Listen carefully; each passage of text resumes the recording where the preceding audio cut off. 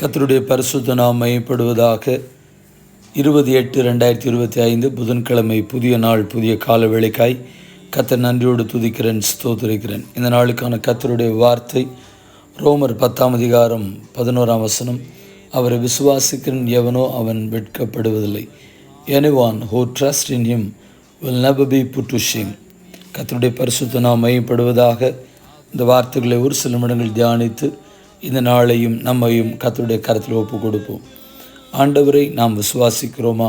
ஆண்டவர் மேல் நமக்கு நம்பிக்கை இருக்கிறதா?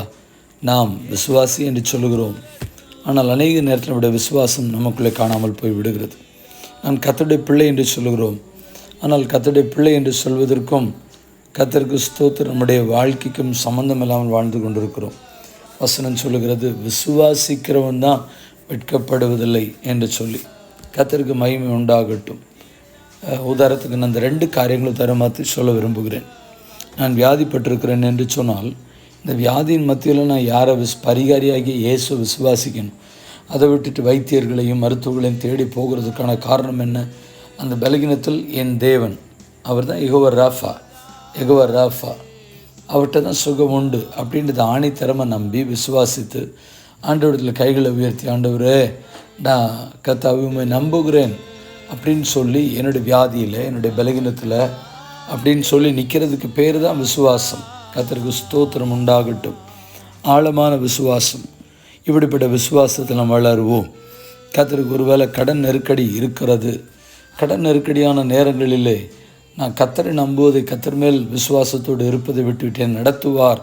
அவருக்கு ஒரு பெயர் யெகோவா ஈரே அப்படின்னா, the Lord will provide everything. அவர் தேவை சந்திப்பார் தான்.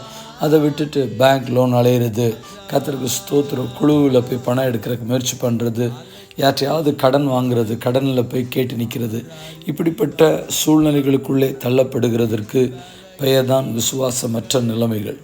கர்த்தருக்கு ஆண்டவரை நம்புகிறவர்கள் வெட்கப்படுவதில்லை. இதை குறித்து பரிசுத்த வேதாகமம் நமக்கு சொல்லுகிறது. ஹல்லேலூயா. ஏசாயா 49:23 எனக்கு காத்திருக்கிறவர்கள் வெட்கப்படுவதில்லை. Those who hope in me will not be disappointed. ரோமர் 9:33 சொல்லுகிறது, அவரிடத்தில் விசுவாசமாக இருப்பவன் அவன் வெட்கப்படுவதில்லை. The one who trusts in him will never be put to shame. ஆண்டவருக்காய் காத்திருப்போம், ஆண்டவர் பேரில் விசுவாசமாக இருப்போம்.